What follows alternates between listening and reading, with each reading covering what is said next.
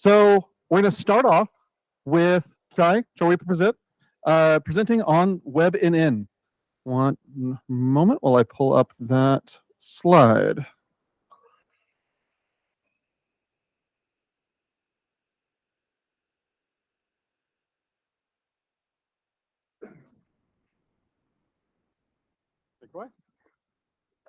Thank you. Can you guys hear me well? Awesome. There's always risk of giving a talk right after a long lunch, so we'll see. We're going to talk about machine learning, so let's see if it goes. My name is Chai, and a bit of myself. I work at Microsoft. I run a team building ML platform for Windows. And we're working with ISVs, making sure that machine learning is accelerated through hardware as much as possible. As for my involvement with WebNN, Ansi Kostanen, who is the current chair of the Web Machine Learning Working Group, has contacted me a few years ago, asking if I wanted to be one of the editor, helping reviewing and edit this new spec that Ningxin Hu had just started from Intel, had just started. And since then, it has been 3 years, so it's a long journey. I now understand that standard takes a long time. And but we have a good time working on this spec. And today, it's my pleasure to talk about some of this with you guys. So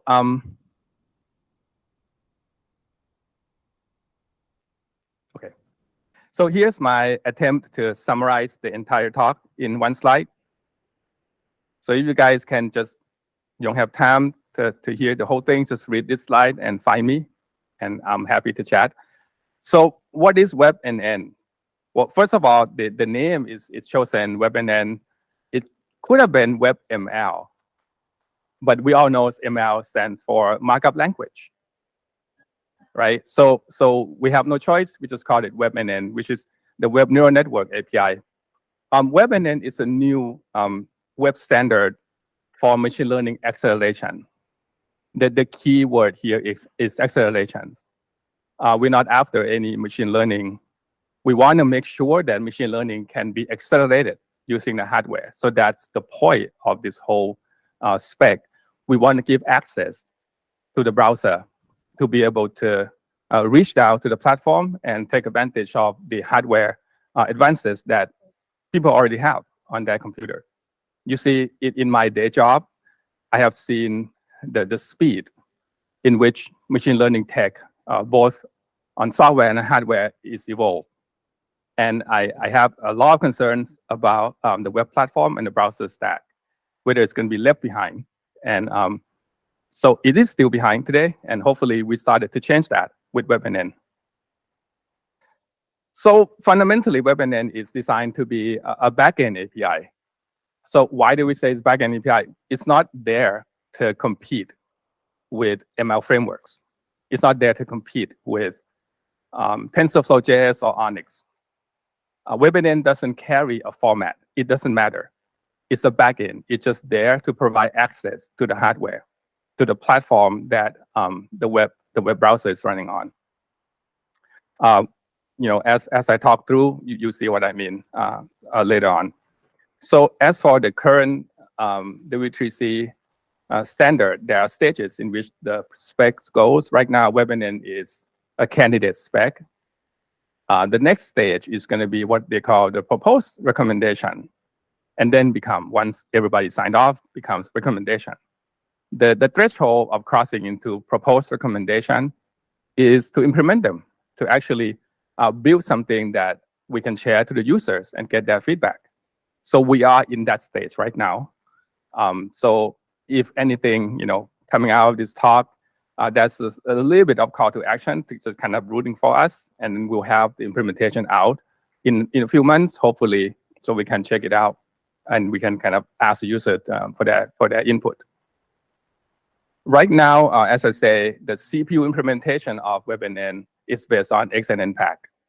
So this guarantee, the bare minimum, the last resort, so to speak, to be able to run as many machines as possible. But we also have the GPU and the NPU implementation using DirectML. So DirectML is the core technology that my team built at Microsoft. Is part of the OS, is Windows API. We have a team of people, dedicated people, working to optimize this technology as we speak. So with that, so here's what the spec looks like.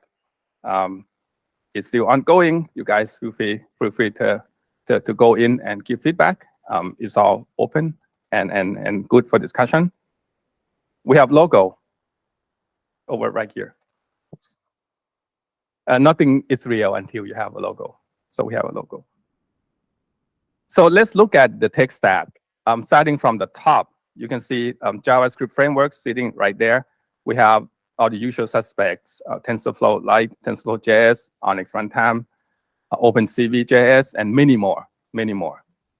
These frameworks interact with developers, web devs, who are actually using this framework to load the machine learning formats that they choose, and then run them in the browser. WebNN comes in as a layer inside the browser. The spec itself is just the interface, of course, but we have implemented a couple backends. One of them, as I say, is XNN Pack. The other one is DirectML backend. From the point of view of developers using any frameworks, they don't see WebNN. They don't see it. It's just a backend. They can feel free to choose whatever framework or format that they wanted to use. As long as that framework supports WebNN, they're good. You can see at the platform API layer down right here, XNN Pack should work in any OS. On Windows, we have the direct implementation of WebNN using DirectML, which is, in the next slide, I'm going to zoom into this Windows box a little bit more to give you guys more insight into how the whole thing works out. For Chrome OS, the ML service expose a module interface that have the corresponding backend in a browser calls into. So, and then there may be more on the slide. The point here is the decoupling of this layer stack so that any frameworks can use any piece of hardware through WebNN and be able to do what's right for their customers. Of course, down there is the hardware layers: GPU, NPU, CPU. NPU is something new. The first, I would say, mass NPU coming out is going to be from Intel. It's codenamed Meteor Lake. Some of you guys may know what I'm talking about. The Intel NPU is coming with the Meteor Lakes starting next year. They call this product the Core Ultra. So if you heard that names, that is Meteor Lakes. It comes with the NPU. Probably the first time you have the NPU in pretty much all the PCs starting next year. So that's the NPU on Windows PC. So talking about programming model, this is how an app see WebNN from their point of view, what WebNN represents. It's actually very simple. There are only 3 concepts in the WebNN spec. We have the context, ML context over here. Then we have the graph builder that assemble the machine learning graph. And then we have the graph itself, which is immutable interface, the output of the graph builder. So that's just 3 concepts. Basically, you create an ML context, and then you can say what kind of hardware device you want to target. You can target the CPU or the GPU or the NPU in the future. And then you start assembling your graph using our graph builder interface. Now, the distinction here is that it doesn't really have to be one-on-one mapping with the framework graph, because this is the backend, you remember? It doesn't have to match one-to-one. The framework can either fuse a subgraph into a bigger operator, or they can decompose them. And it happens both directions, depending on the circumstances when it runs. But eventually, you're going to assemble the graph, and then you're going to send it to compile. So at the compilation stage is actually very important for performance. There are things that has to happen to work out the exact formats and exact alignments, exact preparations that are happening differently depending on the hardware that you run on. So the compilation stage is super critical. So there are things that happens here. For example, the weight preprocessing. When you have machine learning weights, you can talk with the hardware and preprocess them. I'm talking about the implementation of WebNN, of course. There are ways for you to upload some of the data, have them compressed, implementing sparsity and all these techniques. The compilation stage is there to make sure that your implementation actually take the most out of this step and prepare your ML graph for the execution. And then once you have the graph, it's immutable. It can now accept inputs, pretty much that. WebNN doesn't support things like type inference or shape inference. You know, when in the frameworks for ease of use, you often see the framework accept -1 to mean something, and then the framework will just like assume that is what you mean. WebNN, everything is explicit. You have to kind of spell out exactly what you want. Again, it's not designed to be super easy to use, but it's designed to be flexible and give you the most control. Now, if you are the web app, building your own app, that you want to bypass all the framework and just call straight into WebNN, powers to you. You can do that. There's nothing stopping you from doing that. And that is also the scenario that we think that will be something like that happening. And it's totally fine to do that. Now, when we did some performance analysis on the CPU implementation of XNN pack, we chose a few media pipe models, and we run them through TensorFlow Lite model. You can see here there's a WebNN delegate. Delegate is the keyword for backend, right? So there is a WebNN delegate that we prototype with. And that is taking TensorFlow Lite models and then break it up into WebNN and send it down to XNN pack and have it optimized, SIMDs and all of this work. This is all running on Intel Alder Lake Core i7 CPU. The chart here is normalized to the baseline. The yellow bar is all ones, all normalized baseline. Notice the light blue and the dark blue bars. The dark blue is running this thing natively. You just break it up, the models, and then run it directly with XNN pack. That's what you get. The higher, the better, right? The light blue slightly shorter than the dark blue. There are some overhead that we are still trying to kind of minimize and work out exactly what they are. But as you can see, the light blue is almost matching the dark blue. Like, this is the whole point of WebNN, is to say to you, hey, within the browser, you can now run machine learning as good as what you could outside of the browser. And this is for the CPU. So now let me zoom in a little bit into what we do in Windows. So this is a Windows AI stack, but augmented with WebNN. At the bottom layer here, we are looking at the hardware layer. You have the GPU, the NPU. DirectML currently support, do not have direct support for the CPU, but you already have XNN pack on WebNN, so no worry about that. For the hardware, GPU, NPU, at the lowest level, Windows defines a specialized device driver models we call MCDM, the Microsoft Compute Driver Model. This is all public. This driver model is specialized for compute devices like the GPU and the NPU. There are a ton of tests that we write to make sure that any Windows device that is running on Windows, any compute device that's running on Windows, is fully conformant. We call that a conformance suite, or HLK. The bunch of investment being put there, because if you think about it, like, it's kind of underpin the quality of Windows itself. So any device driver, before they chip on Windows, they have to pass all these conformance tests before it can be certified, right? So this is a super important layer. the dotted line here is the DDI, the device driver interface, the interface that we, the system component, talk to the driver, not the API. Now, up one layer, here's what we're talking about, the API. The API layer is DirectML. I started DirectML about I think 5 years ago. When we started it, the idea was, hey, let's build this platform API that works across all these compute devices across the Windows ecosystem. Windows is a very broad device ecosystem. There are hundreds of different hardware, thousands of versions of device drivers. It's super important for Windows to be able to have the machine learning platform that not only runs fast, but also be able to tell you that whatever workload that you submit is going to work out the way you think it will.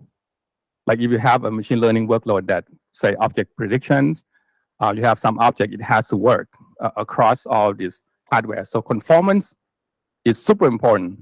And of course, performance is super important. So we have these two goals all the time for DirectML. We'll talk more about DirectML later.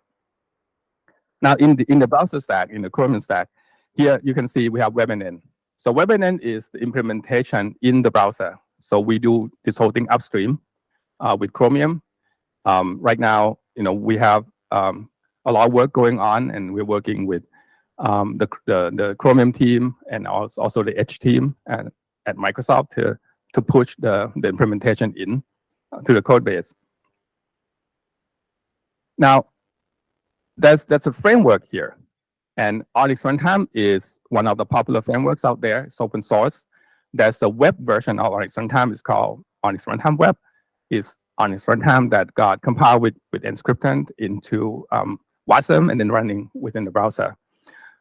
Thanks to our friends at Intel, the recent backend of what they call the EP, stand for Execution Provider. The EP for WebNN, it just recently added, I think a couple months ago. And our friends over at Intel works with the Onyx Runtime team to make it happen. It's still ongoing. Much of this is new code, but it's there. It started to work. Onyx Runtime Web, through the WebNN EP, calling down into WebNN, and then the implementation of WebNN in the browser forward that call to DirectML. So that's how it works out at runtime. Now, just for a comparison, when you run Onyx Runtime, the typical versions outside of the browser, right? You're going to be using a different backend. It's called DirectML EP, the execution provider for DirectML. And the DirectML EP call into DirectML almost the same way that WebNN EP calls into DirectML. Just for comparison, inside the browser, outside the browser. Why? Because you can then deploy the same ML models in Onyx across inside and outside of the browser.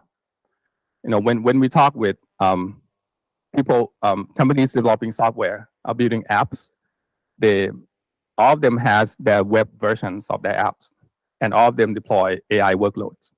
They want to have a single way to deploy AI that works across their native versions and the web version. So that's why the consistency of deployment is super important. And last but not least, we have the two chains we call Olive that can further optimize the Onyx models to make sure that it runs most optimally with DirectML. So that's the common two chain that we use to tune the model for both for the web and for native. So here you have a complete stack from the framework all the way down to the driver. So this is what it is. So just quickly, this is just one line of code in Onyx Runtime that you can switch the EP, the execution provider, from a typical Wasm EP onto either GPU or the NPU with WebNN backend. So a little bit about DirectML itself. When we started it, object detection, computer vision is very big. Nowadays, modern creative tools, they all rely on AI to do tedious tasks like, detecting or assisting in in the process of ordering and creating digital arts. So object detection computer visions, we started there. Then there's a variations that becoming popular. It's called super resolution. This is the kind of AI technology that will up-res, making sure that the resolution of the original image is becoming clearer, have a high resolution by using AI. There are a lot of scenarios, application out there for super resolution that running on DirectML, from still images to YouTube live video. And of course, we have generative arts. Stable diffusions came up this year, very big, a lot of users, millions of users. DirectML is fully optimized for stable diffusions. We worked with all the ISVs, AMD, NVIDIA, Intel, everyone, to make sure that through DirectML, we can run at top speed on consumer GPU today. It's already out there. We talked about it at Build back in May. Guys can go check out. And last but not least, we have the LLMs. ChatGPT it happened last year. Can you believe that? It's not even 1 year. And it really kind of take on, and we can run DirectML on LLMs. There are popular open source alternatives like Llama V2 just recently. Before that, there was a model called DALL-E from Databricks, and many, many more. DirectML is also optimized for large language models, and it has been used in many situations also. So that is, instead of telling you what it is, I just show you what it can do. So DirectML is Windows API. We also ship DirectML on Redis every 3 months, every quarter. We put the newer versions on NuGet, but it's in the OS. It's something that you already have in your machine, most likely. So my last slide is demo. This demo is the model called Segment Anything from Meta AI. What it does is essentially it's basically a semantic segmentation models that detect cursor move and then do a cutout of the pictures, so that when you move the cursor to either part of the pictures, like such as this, you can get it highlighted. And super useful kind of models that getting a lot of applications for. When we run it normally on WASM, it takes about 200 milliseconds per detection. Then we try to do parallel threads, running 4 threads, WASM SIMD on 4 threads. And we now get much better performance. Now the UI become a lot snappier. It's very now is really usable. 80 milliseconds is good enough. But can we do even better than that? So we swap out WASM and put in the WebNN implementation on DirectML, running on just an Intel Elder Lake laptop with integrated GPU, and we got 45 milliseconds. And this is just a prototype. We haven't kind of spent a lot of time tuning it, but it just goes to show the native performance versus what you have running in a browser today. So just a glimpse of what it is, and yeah, and I'm done. So if you have any questions, please feel free to stop me and talk. I have a profile here also. It's one of the person that works with me on WebNN, and we're happy to take questions.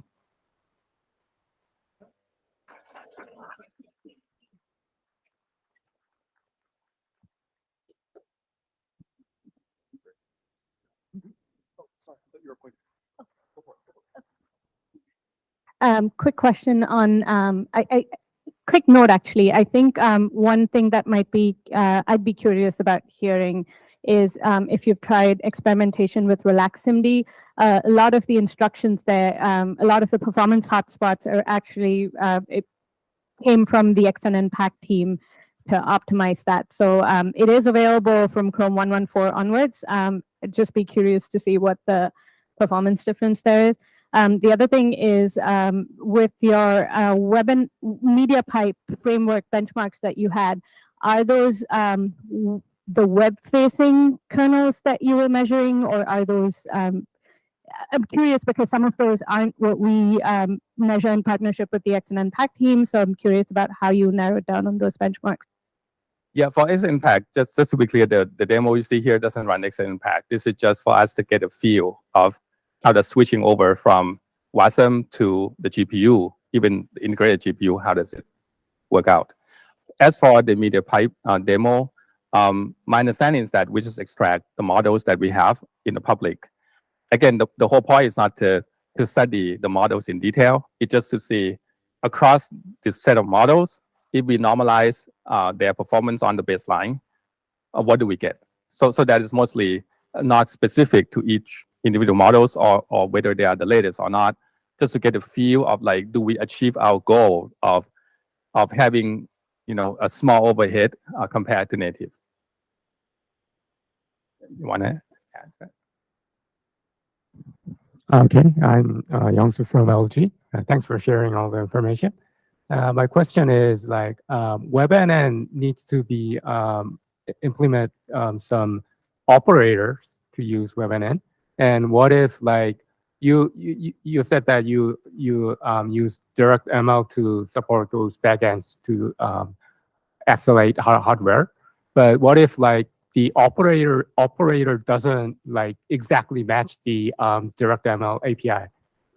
Do you have to convert it? And if you do that, is there any performance loss from that?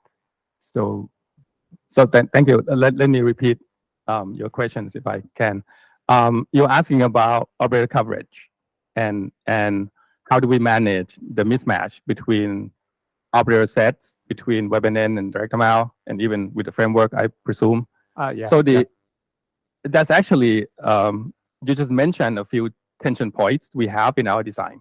Like this is tough. This is actually difficult problems. Through my years of working in this space, I have noticed that yes, different frameworks have different flavors of the same operations, but the overlap is huge. Like if you kind of overlay all of them, you can see a pretty big intersection of all of them, right? And even if for the operators, for the ones that are not fully fit into this common subset, chances are in almost all cases, you can decompose them into a smaller ops. So when we define WebNN, we make it a point of like, yes, we understand that we need to first define a small sets of ops first, all those fundamentals, like things that kind of unbreakable set of ops, so that we can build a more complex composite on top of that. But we also give the implementer the flexibility of implementing that whole composite themselves in the hardware. Take for example, right? You look at like Stable Diffusion, for example. The hot zone of performance is on this attention network, right? It's on the attention network that can actually be treated as one thing, or you can decompose them, but it won't be as fast. So the idea of WebNN is to define the smaller sets, the small ops, to be something that can be composable, and the big ops to be something that if the implementer choose to implement, they can actually accelerate that as well. DirectML today support a breadth of operators. It's hundreds of operators that DirectML supports today. So but from time to time, we always find things that is not supported. And of course, the whole space is still moving, but it's not to the degree that most people think it is. It's not like night and day. It's more gradual. And to answer your questions, I guess I would say, yes, we care a lot about coverage, but we also care a lot about perf, right? So you can, if you only care about coverage, you can pretty much break everything down into multiply and add, right? So that's the extreme. But if you care only about perf, then you have no base. You have no way to take care of what may come in the future. So this is always a constant trade-off that we are making very carefully. But my hope is like if we can cover about the 80% of what's out there, and then keep adding to it, responding quickly to what the users have and user wants, then we're going to be there. Well, I was going to say also to answer your question, WebNN is not created in a vacuum. So it's not like we go into a closet and we say, these are the ops.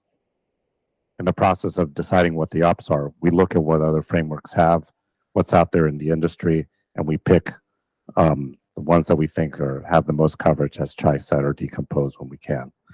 This is not new to the web. The Web GPU working group, which I'm also a part of, does the same thing.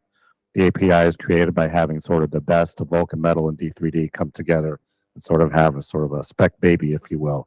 And then with implementation experience, we can gain, did we make the right choice? Yes or no? And sometimes we have to make changes based on what we find. And I expect that'll be the case here as well. One last question, so we're running out of time. Riley, you are on remote.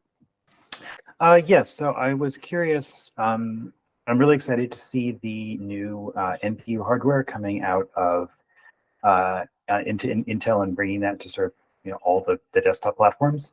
But NPU type hardware has existed for a couple of years on macOS and iOS devices and some Android devices, and I'm curious what the status of backends for WebNN on those platforms is. Okay. So the people that have been contributing most to the WebNN implementation upstream has been Intel. Probability of Intel doing something on macOS, yeah, not very high. So we need to go, and part of gaining that implementation experience is, yes, implementing it on other platforms, seeing what they provide, and in the process of doing that, making the operator set, we don't just go say, oh, well, what works best on Windows, let's put that. We also do look at what other platforms provide, and like I said, do the best of all of them. Yeah, I would also add that in terms of process of a web standard, you don't advance through stages without getting enough feedback. Before we get into the candidate's recommendation as it is right now, we actually reach out to a lot of people across different companies, including Apple. So there's quite a bit of reviews in terms of what we put up there. But for the next stage, which is the proposed recommendation, this is now you're going to prove it by having it implemented. And yes, like what Rafael was saying is call to action is, if we want this standard to be fully adopted, we're going to want to make sure that it exists in all the platforms. All right. Thank you very much, Chai.